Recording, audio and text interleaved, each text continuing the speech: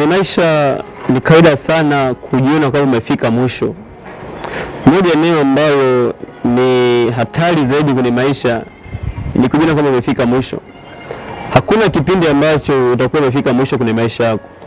Unachotakiwa kujifunza ni kwamba kwenye maisha kuna nyakati ngumu ambazo unaweza kupitia, ambazo zikakutoa kwenye hali ya kawaida. Maisha ya kawaida hajawahi kuwa mepesi.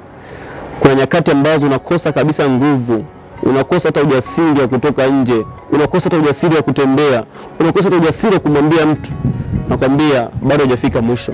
Haupaswi kukata tamaa kwenye maisha yako. Unachotakiwa kujifunza ni kwamba maisha kuna changamoto ambazo zitatokea katika safari na kamwe hautakiwi kukata tamaa. Sijui unapitia nini kwa wakati huu, lakini ndani kutie moyo kwamba haujafika mwisho. Safari bado inaendelea. Changamoto unazopitia, vikwazo unavyopitia ni vikwazo vya muda mfupi, havitadumu milele. Hata giza pia linapokuwepo giza, sio kama giza itadumu.